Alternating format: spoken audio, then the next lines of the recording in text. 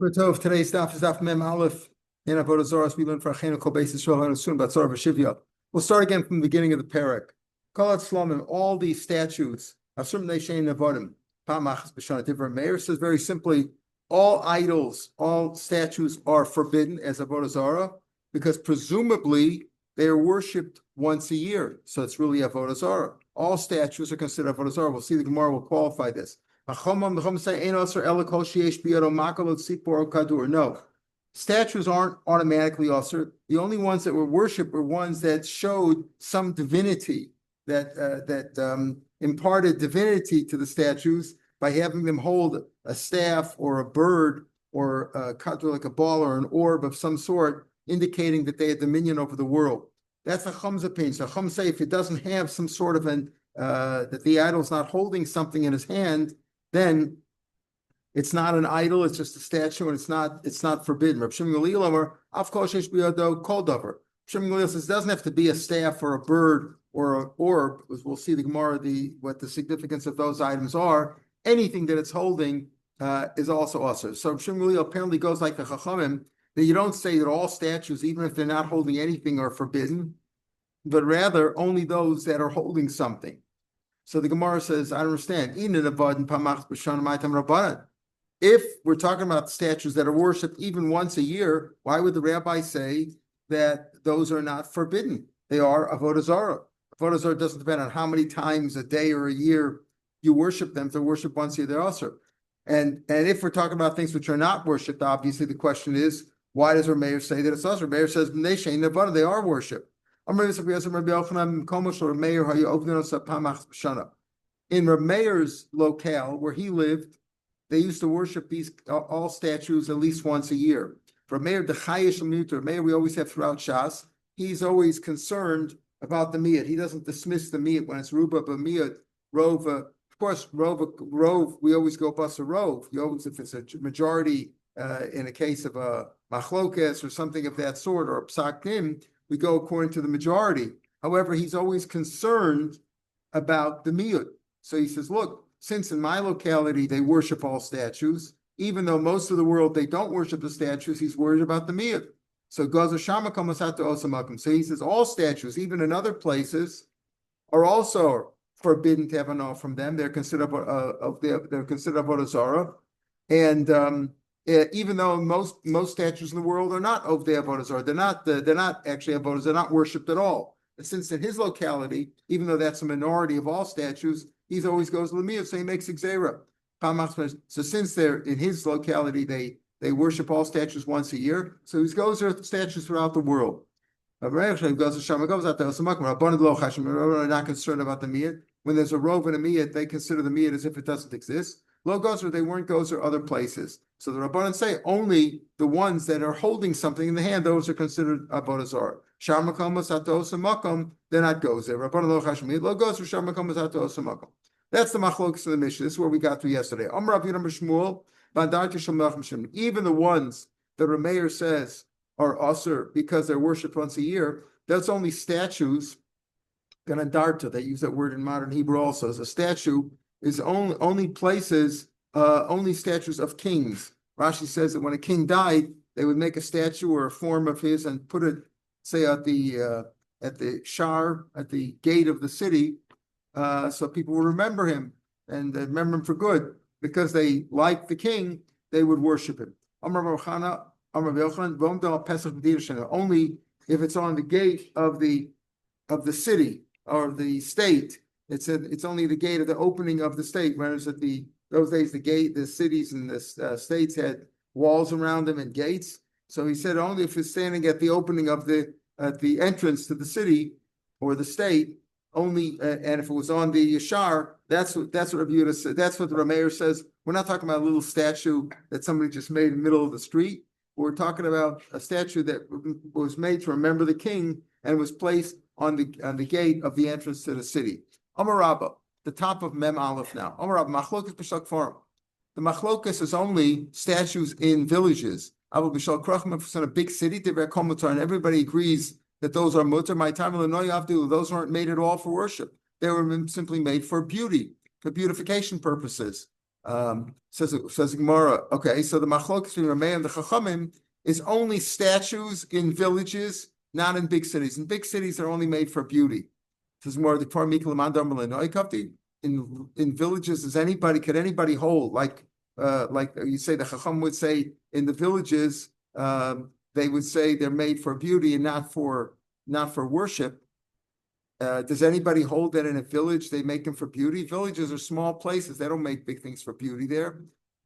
The kfar, right? The kfarim in a small village, they would only make the only reason they would make a statue is to worship it. This would be what Rabba must have said. The machlokas between the Chacham and Rav Meir, whether you forbid all statues, that's only in the big cities. If you find a statue in a village, that's definitely made for idol worship. You can assume it's made for idol worship, and that's forbidden. The machlokas is only in the large cities. The Rav Meir forbids all statues in large cities because in his city they worship those statues, and the Chacham say no, that if it wasn't worship, meaning if it didn't have something in its hand that to show that it was like an idol, and it's mutter to have enough from them. So the Chacham only said only the ones that are holding, the Mishnah said only if he's holding a makal, like a scepter or a staff, or a bird, or an orb, a ball like the earth. I'm not sure if he meant to say that they knew already then that the earth was round, or it designated the whole world. In any case, what's the point? That makal sharodes atzmo tachas kol olam kulu kamakal, that he rules over the whole world like he's ruling it with a stick, with a strong stick. Notice the lashon is we're making fun of the idol. Sharodes atzmo tachas kol olam. He puts himself down under the whole world. He really means to say that the significance of the staff in the hand of the statue is to show that he's in charge of the whole world, right? He's got a stick, he's ruling the whole world. But the Gemara puts in a lashon that we make fun of the avodah zarah. You're allowed to do that. You're encouraged to do that. Sharodes atzmo tachas kol olam kulo, right? He rules over himself, so to speak, under the whole world. Sipor, similarly, a bird, if he's holding Moshe Tov, says, Atzmo, tachas kol olam kula katsipor. It's like he's holding a bird, like he's holding the whole world like a bird, but he says it's like he's holding himself. She holds himself under the whole world like a bird.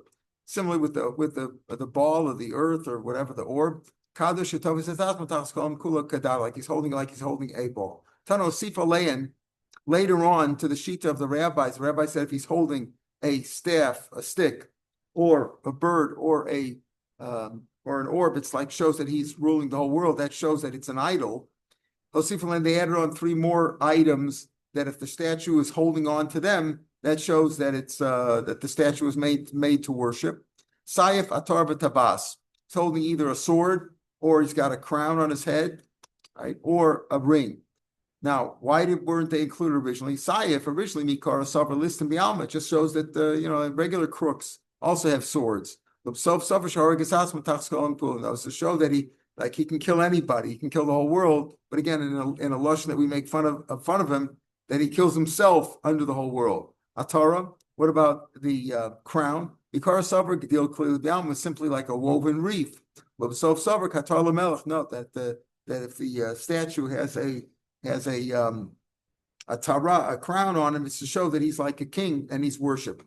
Tabas, the ring, mikar savar ishtemaya be'alma. Originally, he thought that it's simply Rashi says a shliach hanosei tchosam v'shalcha. It's simply a shliach who's carrying the signature stamp of the one who sent him. He's simply a messenger. Ishtemaya be'alma.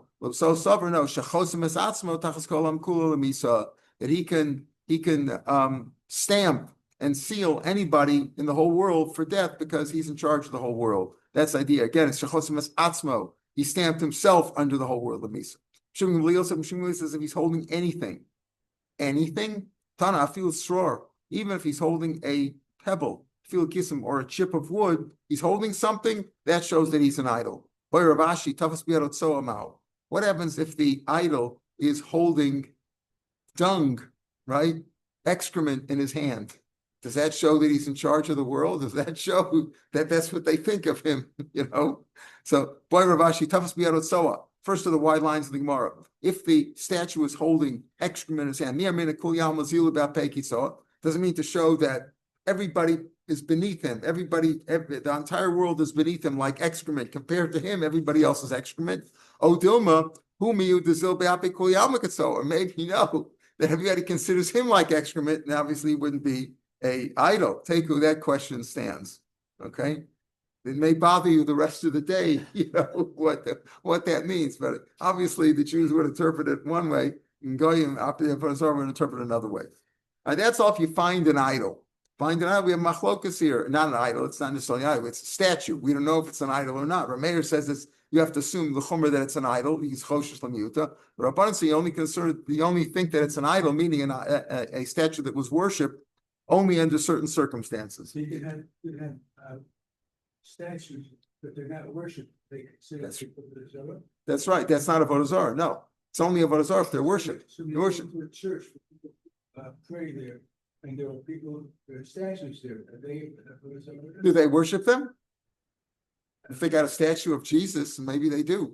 I don't know. You ever been in, or there's also a lot of churches, they bury people there. It's also a problem for a Kohen, but I don't think it's a problem going into a mesgad, They don't have statues there, right? Yeah. So you should try to avoid the statues because they might be worshipped. Like I told you, if you go to the Far East and they have they have idols there or trees, I'd say Asherah, they're worshiping. That's certainly Avodah Zarah. Hamotze shivrei tzlamim. Let's say you find broken pieces, fragments of the statue. It's broken up. What do you do there? Harei mutarim, says the Tanakama. Those are mutar. Now those are mutar. We're going to come out that this is even the shita of Rav Meir, meaning Rav Meir, who says that if you find a regular statue, you have to assume that it's an idol, a regular statue, an idol. But if it's a broken one, if it's broken, you could assume that they did away with it. As we're going to see later on, it's going to be complicated. We're going to mention Amid Beis, but it's brought down later on that a guy, but Avodah Zarah, he could annul the statue. He could say, okay, it's no longer a statue. A Jew can't do that. If a Jew owns the statue, he can't get rid of it. Once a Jew owns something that's an idol worship, it has to be stored away. He can't get rid of the Avodah Zarah. If a guy says, I annul it, I revoke its divinity, that's good enough. If an Avodah Zarah does that, we'll see. Pardon? The guys for the upgrade is going to Yeah, model. he's got it right. 26 model. Yeah. So Hamotze shivrei tzlamim, harehim. Listen, it's not so funny. People worship their cars, like they worship money. It's not so funny. You think about upgrading. It's they worship their cars. No, but if you have a small statue, Yeah. and you give it a moment, you put a chip into it. Yeah. I think you can leave. Okay. No, right. So if a guy put a chip into it, you're remembering something here, but not you. Only a guy could do that. Now you can. Listen, I was once in a hospital. I remember visiting a family member in a hospital, St. Francis on Long Island, and every room's got a yozel hanging there. I remember it was me and my brother-in-law, late brother-in-law at the time, and late brother now. At the time he was my brother-in-law, and I said it was Shabbos. When I said, look, we got a mezuzah, me, you, and Zach. Let's make a mezuzah here. What I did when we were in Switzerland. Yeah. And all the hotel. They have a. Yeah, they have one. There. Right. That was my coat hanger. Yeah, that's what right. I put over it. Right. So that's a problem because you're getting hana from it. That's a problem because maybe you shouldn't have used it. In other words, it's you're supposed to destroy it. If it's not yours, you're not going to do it. And you don't know for sure that it's an idol, that they worship it or not, etc., etc. But you should avoid having enough from these things. That's the whole idea. When we say it's asur, like the first Rashi in the parak, asur b'hana, you can't have enough from these things because you can assume maybe it's an idol. So let's say you find fragments; those are mutter because the guy has destroyed them. In other words, the guy, if you find fragments, that means he broke it. He broke it. That means it's no longer as a kedusha. Matzah tavnas yad of tavnas regel. Let's say you find the figure of a hand or a foot. Simply as if it's not that. That's a question. Is it like broken off? It had an idol and it broke off? No. Here we'll see. We're talking about if you find a hand or a foot that was clearly put there, it was put there to worship.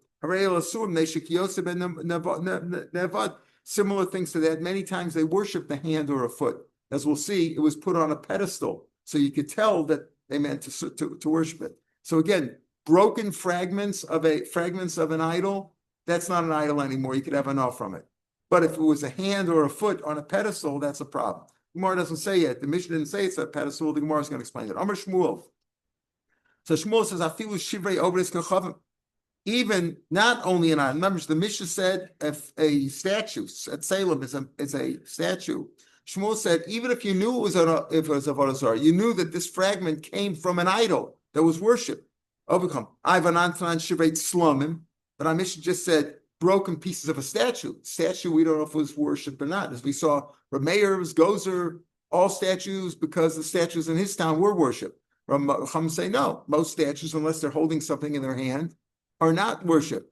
So when you say the Mishnah said, if you find a broken fragment, a fragment of a, I guess broken fragment is redundant, right, Michael? Yeah, right. If you find a fragment of a tselem of a statue that you can worship, Shmuel says no. Even if it was a broken fragment, a broken piece of a real avodah zarah, a real idol. So our Mishnah said on Shivrei Tzlam. The Gemara no who didn't feel Shivrei avodah chavim. Even a broken piece of a real idol is also mutter. The reason we said Shavsam Mishum de Kaboy Lemis the Sefer because the Sefer wanted to say Matzah Tavnis Yad Tavnis Regel Reil Asurim. If you find a figure of a hand or a foot, those are us Meshikiyos and never those are worship. So we wanted to say also. Therefore, we wanted to tell you that even if it's of a tselem, in other words, if the Mishnah we talking about Motzei Shivrei Avoda of the Avodah Zarah, so you might say, oh, only broken pieces of Avodah Zarah, those are mutter. But if you find a hand or a foot of an Avodah Zarah, that would be usher. But the hand of a foot of a tselem, of a statue, maybe that would be mutter. So that's what I wanted to tell you. Someone like that to tell you that even if it's of a tselem, even if it's a statue and you didn't know that it was worshipped, it's still usher because similar things are usher to that too. Rashi says, take a look at the last Rashi on the page. That's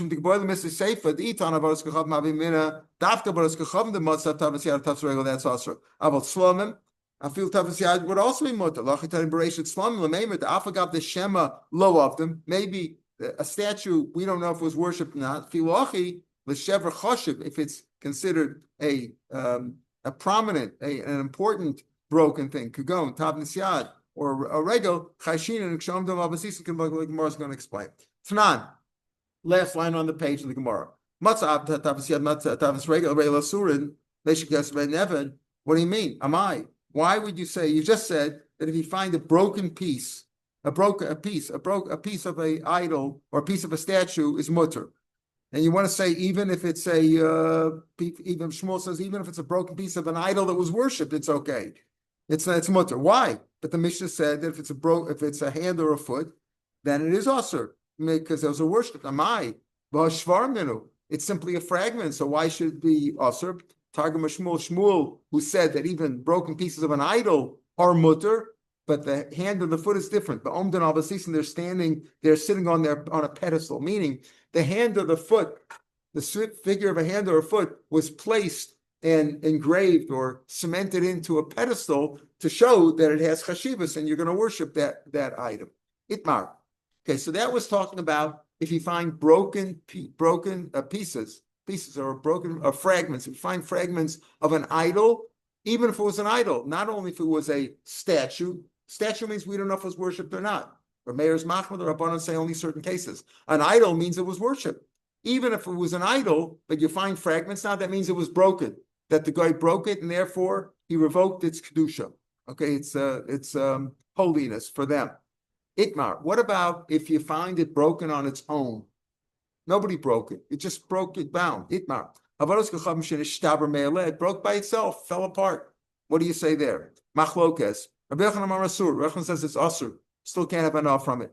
Shemelakesh, his brother-in-law Amar, Mutaris it's mutter. Rabbi Yochanan asura, dolo batla. Nobody revoked and nobody annulled its holiness in parentheses, right? Nobody revoked the kedusha of them. They said the fact that it fell apart. Shemelakesh Amar no Mutaris is certainly mutter. Mistama, probably any obed of a zara, betulim bavatla. You can assume that he didn't know it. Why?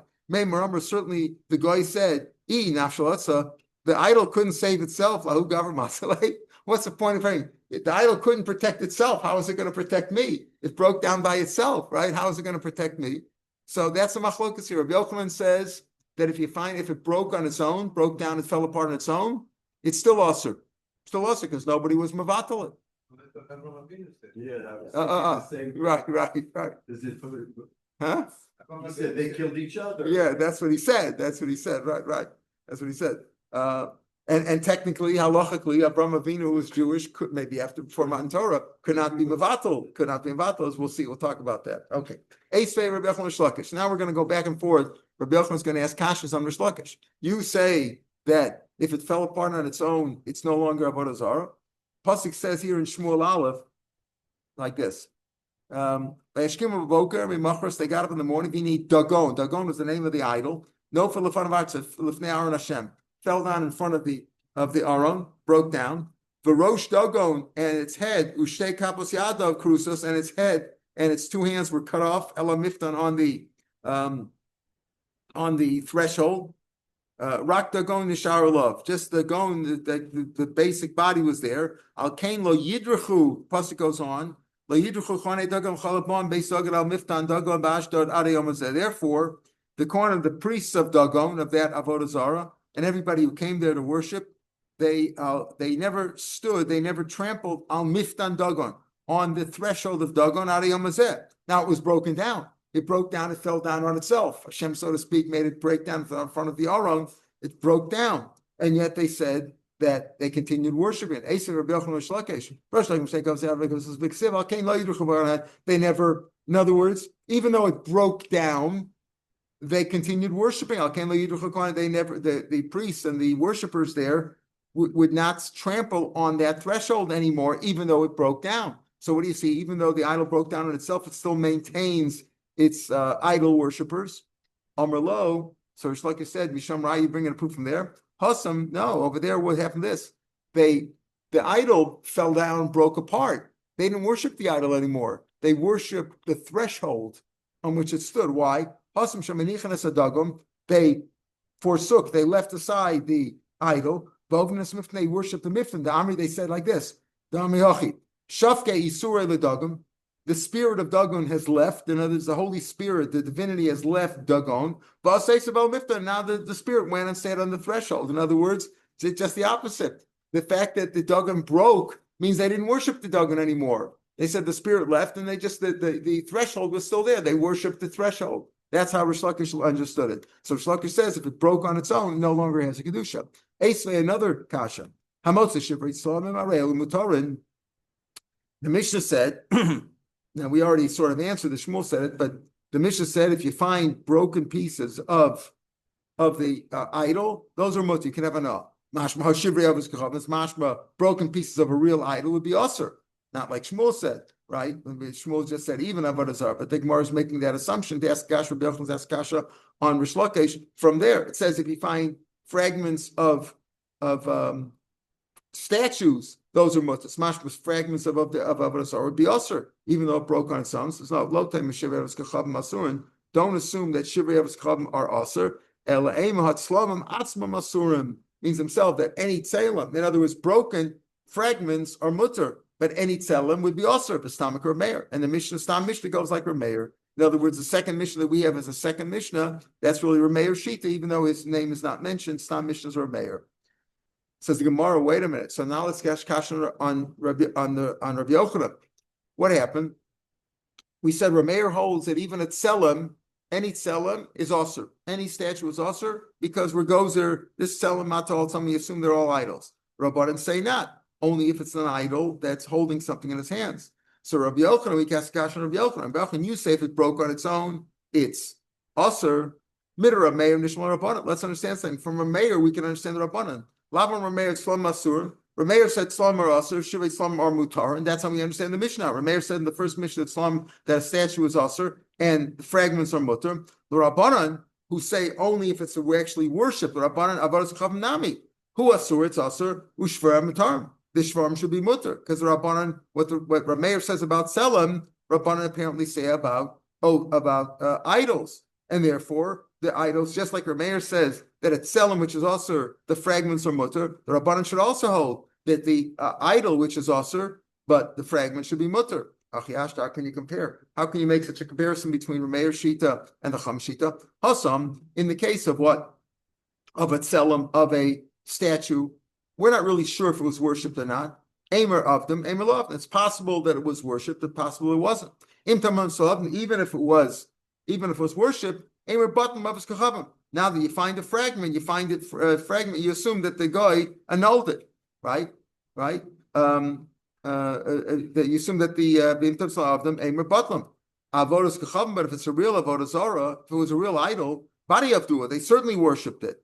Mi yamar de bata. How do you know that it's batal? In other words, in the case of at Selim, you could say what I understand Rav Meir Shita, because Rav Meir is machmer, right? He says all statues you have to assume that maybe it was worship. Where goes are even the ones that weren't worship because the ones that were. We don't know if it was done or not. It's a suffix if it was worship. And if you find it broken, there's a suffix you could say, you know what, maybe it's broken because they annulled it, they broke it down. But in the case of Avodah Zarah, it was for sure worship. How do you know that it was batal? It's for sure that it was worship. It's a suffix if it was mabatal. When you find it broken, it's a suffix if it was mabatal or not. Mi emer the butler have a suffix bevadai, vein suffix must be bevadai. When you have a doubt going against the certainty, a doubt does not override a certainty. In other words, you have a real idol here. You know it was an idol, right? You know it was an idol, and that's what we're talking about here. We're talking about the machlokes of Bechon is not a case of a statue that maybe worship was not. Avos was definitely worship was an idol. Now you don't know if it was butler or not. Meaning, we're talking about here in our Mishnah whether when you found it broken. You don't know was it mavatal, was it going mavatal or not? You don't know. Ain't something must be about it. Says the Gemara. Okay, so that's his answer to that question. We have this machlokes. Again, you find fragments. It broke on its own. If you know the guy broke it, you saw him break it, then it's for sure not Avodah Zarah anymore. But if you don't know, you find it broken. Rabbi Yochanan says it's still usher. You don't know if it's a suffix if he was mvatla or not. Rish Lakish says no, you can assume it's mvatla. But this cloud ain't something must be bad. Is that really true? We always find that a doubt can never override a certainty. Vatanya, Chavar Shemeis, Talmud Chacham who died. He left a warehouse full of fruits. And the question is, did he take Trumas or Maisus?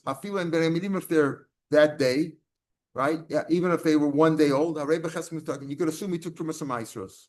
Now over here it's Vade Tevel, right? You have fruits in Israel. Let's assume that it's really Peiros could be fruits which are only Trumas Maisus Rabbanan, or it could be that it was really Yayin V'Shemen and Dagon and whatever it was, the Daraisa. But either way, they were Tevel.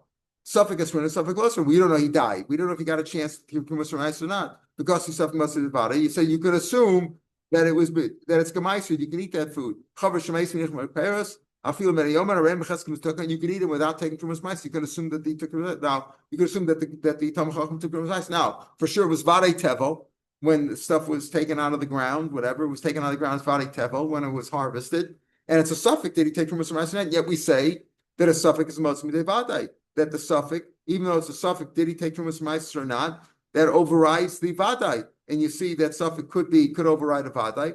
Whereas no, Hasam Vade there it's for sure. They're both certainties. Vadi Asrinu. Not only is it for sure Truma, it's for sure Tevel, but you can rest assured that he know that he was Meiser. You know that he took from us. Skidder Chanina Chazah, Chanina Damar of Chanina Chazak al Chaver. There's a presumption on a Chaver She'ein Motzu Davar She'ein B'Tokim Mitachas Yado. There's nothing in his hand, nothing in his house which is not gemeisered. Everything is like Trumas Maisus. As soon as he harvested, he took Trumas Maisus right away. So there, it's not a suffix. Did he do it or not? It's a vade and vade. Or Ibai Sam, you could say there's two sfekas. Maybe it is a suffix, but really the tevel is also not for sure tevel. Why? Ibai Sema suffix v'suffiku. They're both doubtful. Why? Efshir Davik Ravoshia. Maybe the Talmud Chacham brought the fruits and vegetables, whatever they were, brought them into the house. So a person wants, let's say, give some animal feed. So what he could do is he can evade my Trumas and Maisers. He could bring it into the house in its husks. In other words, when a Chayv Trumas and Maisers, when you made a kri, you made the pile, and it was ready to process to eat. But if you brought it in still in the husks, then you're not Chayv Trumas and Maisers. Midrabanan, you can't make a sudas keva there. Sudas raw you could, right? But that's only rabbanim. At a rice you can even have sudas keva because you're not chayv and meiser yet. Even if you even if you remove the husks inside the house, there's still no chiyuv. The chiyuv is only if you did it outside. So he wants to give it to his animal. Again, if he's a real Talmud Chacham, he doesn't want to avoid Trumas or Meisus, but let's say he had to give something to his animal right away. All animal feed is considered aroi. It's considered not a regular suda.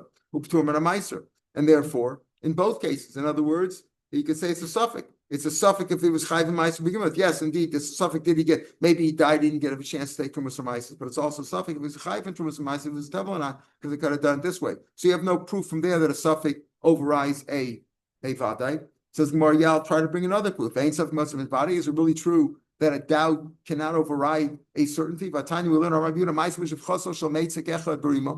was a story with the shifcha. Shifcha knanis of a meitzik. A meitzik means an oppressor, a tough guy, a ruffian, a Jewish man in Rimon. What happened was she gave birth, she miscarried. She til an evel abort. What they do in those days is she was embarrassed or whatever it was, they would take the embryo, the baby, whatever it was, and they threw it into a pit.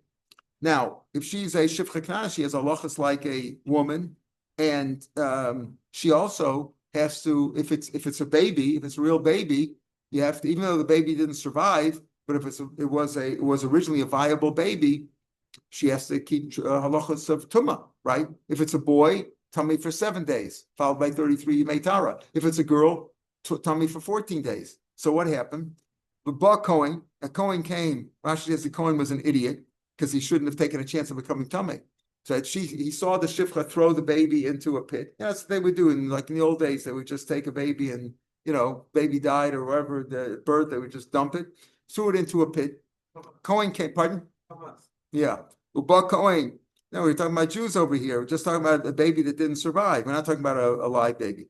Uba Kohen, the Kohen came and he leaned over the pit to check out the baby to see if it was a boy or girl. Like the Imzachar in the cave to see if it was a boy or girl. And the question now he comes, the Kohen looked inside, but he overhung the pit and he became tamei from the dead body. So the vice came from V'tiaru, and they said, no, you're tor. Why? They shechul the battles mitzimsham, because there's always little animals there, rodents, weasels, martins, whatever, that would have either eaten up the baby or the dead baby, or removed it to their hiding place, whatever. Now over here, the body nafel. Right now, here she certainly put a nafel into the boar, and there was definitely like a dead body there, so that's a certainty. Suffaguru, suffaguru. You're not sure if the animals pulled it away or not because he's suffering about the suffix. And we say over here, they said you're tor. The Kohen's tor, even though he was an idiot for doing it, but he's tor. Even though it's a suffix, maybe the weasel hadn't removed the body yet, and therefore how could they paskin that he's tor unless you say that a doubt can override a certainty? So no. Lo tevi til nefel, don't say that. Don't say that it was vaday a nefel, that is vaday tuma there. Don't say they put a vaday nefel into the boar. Ela ema hitila kamin nefel. Through something, whatever she miscarried, whatever came out of her, she threw that into the pit. Kamin nefel the boar, something like an nefel, and we're not sure if it was an nefel or not. I've oladim zachar mekei, but it says, what do you mean? If obviously the form of a baby, because he was looking to see if it was a boy or a girl. So, means lay them ruach. Number one, he looked in to see, was it really a baby, or was simply like a ruach, like a bag of air, like an empty sack? Was it simply a sack? She gave birth to something which was like not a vibe, not really a baby, in which case she wouldn't be tamei and he wouldn't be tamei. It wasn't a dead body. And therefore, right, she's only tamei if she gave birth to, even though the baby died, but if she actually gave birth. But if simply a sack full of liquid or air or whatever, she wouldn't be tamei, nor would the Kohen be tamei. And as he went to check, number one, was it really a dead body, a dead baby? And number two, if it was an nefel, leidim zachan kepa, it was a sfex fake. So therefore, you could say over here, this is not suffering most of the body. It's not a vada that there's a dead body there. It's not a body. It's a suffix and a suffix. B-boy, same more. You could say maybe there was definitely a baby there, and therefore it was definitely Since those animals are prominent in those boar, there's always animals in those kind of boars. Vadai guru, they body took it away, and therefore, as soon as the baby was thrown in, the baby would have been removed by the animals, and therefore, even though the baby was a vadai tome, but by the time the Kohen stuck his head over the pit, the baby was definitely gone. So it's not a case of suffix vadai at all. Like we said in both cases, either it's a vadai and vadai, or it's a suffix and a suffix. Now we have more questions. Really, this is another question of Yochanan asking Rish Lakish, which we really answered this before when we explained about the hand or the foot. We said, let's say if you find the form of a hand or a foot, these are usur. That means presumably it broke off by itself. You're assuming that on the hand and the foot. And Rabbi Yochanan will say, never they weren't. Amai, hashvarm ninu. It's broke, they're broken. According to Rish Lakish, if it's broken, it shouldn't be serviced any. It shouldn't be, it's not worshipped anymore. And it's remuta ba'na. So Rabbi Yochanan says, here you see, even though you find a broken piece like a hand or a foot, and it's still usur, that shows you that even though it broke by itself, it's still usur. Shmuel already explained this. We had this on Amud Beis, at the top of Amud Beis and Memal of Amud Beis. Speaking about where it was put on its pedestal, so it wasn't simply a piece that broke off. Man, Rish Lakish's attitude is, if you find a broken idol that broke by itself, you can assume that the guy also stopped worshiping it. Not so in a case like here, because here the hand of the foot was specifically put, wasn't a broken piece that just fell off on the floor. It was put on a pedestal to show that they worshipped it. Esvei. A goy can annul his own avodah zarah b'shel chavero, even though, let's say, he worships Pa'or. How do they worship Pa'or? By defecating in front of it. And they worship Markulis by throwing stones at it. You remember the stones in triangle, right? So he can annul, revoke the sanctity of his own avodah zarah or his friends, his associates, his fellows avodah zarah, even though it's a different one. The Yisrael einam avatal avos kam shel avokavim. A goy, a Jew, cannot be invatal of a goy, even if he acquires it, as we'll see, even if he owns it. He can't be mavatla. It has to be stored away, but he can't get rid of the avodah zarah. You can't have enough from it. Why? Why can it? Why is a Jew's annulment any less than if it broke by itself? According to Rish Lakish, if you find an idol that broke by itself, it doesn't have any kedusha anymore. Why? Because the guy presumably removed the kedusha. He says if he can't protect himself, how could he protect me? So why should a Jew being mavatla be any worse than that? Amar Abaya, it's speaking about there, Shepirsa, he didn't really break it. When we say over here that if a Jew was mavatla of his covenant, it doesn't work, means he didn't really break it, he just defaced it. But it's still intact. So what if he defaced it? Why is it any worse than break? But if a guy broke it, if a guy defaced it, even though nothing is missing, he just smashed it in a little bit. He just gave it a push and crushed it a little bit. A guy could be mavatla even by defacing it. That's only if a guy deface it. But if a Jew defaced it, that doesn't work. But we're saying over here that if a Jew taka broke it down, it's mashma, that it would be batal, like no worse than break by itself. The Rabbah says no. The truth is, even if a Jew defaced it, it's batal. Certainly if he broke it. Here's the concern. The concern is that the Jew, when he wanted to break it, when he wanted to deface it, he might have picked it up first and then been mevatel it. We're going to see this later on in days that if a Jew was covered in the hand of Yisrael, means he acquired it, cannot be batel. It's Xer, it's learned out that it can't be batel. So here the truth is that a Jew really could. Rav Lakish says that if an idol broke on its own, it loses its sanctity as an idol. The truth is, if a Jew broke it, it would also lose its sanctity. But it's Xera, the rabbi said that we're afraid that he might pick it up first, and if he breaks it up, he picked it up first, he acquired it. Rashi says the chol dover hefker could go mitzia niknas bagba. So over here, when a Jew picked it up, it was hefker before, and he picked it up, and now he acquired it. Once he acquired it, he can't be mavatal it. Esvei akum shehevi avonim min Markulis. Let's say a goy took stones from Markulis. Remember, Markulis is worshipped by throwing stones at it. So let's say he took some of the stones, and he paved the streets or theaters with these stones, mutaris, because obviously he has annulled the avodah zarah. The Yisrael she'evi avodah menor makulas v'chip men derachim et tatos asur is still asur. Amai tavik avodas chum shin shaber. Why is it any less than avodas chum that broke by itself? Alchanami k'derava. The same thing. We'll give the same answer like Rava said. The truth is that he could be mavatal. Shlokish says that an avodah zarah that fell apart on its own, it's batal. The truth is, if a Jew did the same thing, if a Jew broke it, it would also be no worse than that. But it's simply a gzeira that the rabbi said that even though a Jew technically could be mavatal, could break it, and if he breaks it, not just says, I remove its kedusha, a guy just has to say, I'm not worshiping this yozel anymore. That's enough. He was mavatal it, even if he didn't break it. A Jew, if he broke it, it would be no worse according to Rish Lakish. Remember, we passed like Rabbi Yochanan, that even if it's found broken, you don't know for sure that the guy annulled it, even if it was broken. But according to Rish Lakish, that if it was broken on its own, it's gone, the kedusha is gone. A Jew's breaking it should be no worse than that, except it's xera that we're afraid, the rabbi said, we're afraid that before he broke it, he might have picked it up, and once he picked it up, he can never be modeled it forever. So the Gemara is going to get more questions like this and show that why should a Jew be any worse than a guy? The answer is Jew's worse because we're afraid that maybe, like Rava said, that maybe he'll pick it up first, and once he acquires it, he can't be Vatlan anymore. So there's Moore's going to ask a few more kashas like this from Eisvei. We'll pick it up from here tomorrow. If you want to mark it in your Gemara, it's Eisvei, even with the Tosas Divrei Maskil Suffolk Avodas Kochav. So we'll pick it up from here tomorrow. It's Hashem. Have a good day, everybody. Great, thank you. Bye.